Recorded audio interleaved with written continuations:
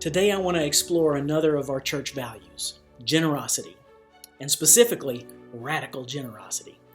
Webster defines generosity as liberal and giving, open-handedness, marked by an abundance. As Christ followers, we see generosity as a lifestyle that gives freely and lives open-handedly.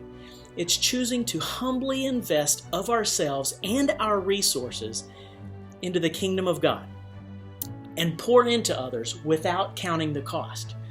Generosity, then, is ultimately not about amounts, but rather attitude.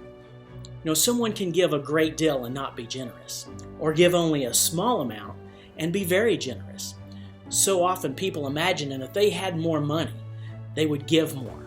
But in reality, if you're not generous with a little, you're not going to be generous with a lot. The point is this: giving is a heart issue, and it's really about much more than money.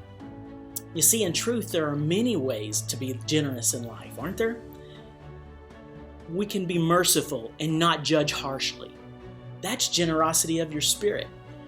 We can choose not to condemn others. That's generosity of love. You can forgive one another. That's generosity of your heart. What I'm saying is, giving isn't just about finances. It's giving of yourself, which includes your resources, but also includes your heart, your time, your talents, your gifts. It can even be your attention. And why do we do this? Because in the gospel, we're recipients of God's lavish generosity on us. The cross is the standard of God's eagerness to give. It's the guarantee that He's willing and able to provide all that we need. And Ephesians 5:1 says, calls believers to be imitators of God as His beloved children.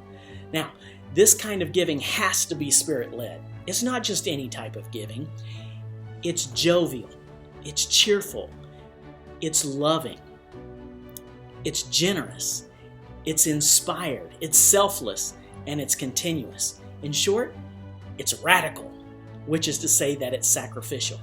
When we trust God to provide all of our needs, we're set free from fear, and we're glad to give for the good of others, even if it means giving to our own hurt.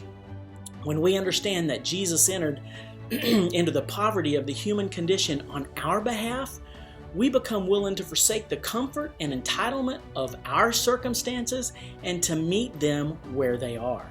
When we understand that being a child of God means being part of a family of believers, then we're happy to care for our brothers and our sisters in need. The gospel makes us a people of joyful and willing sacrifice. May we live for that which matters most, and may we be ever mindful that our actions and our choices truly reflect where our treasure is. I pray that you will read Matthew chapter 6, verses 19 through 21, and take the time today to ask yourself, how might I be more sacrificial in my giving? Blessings, and be the church.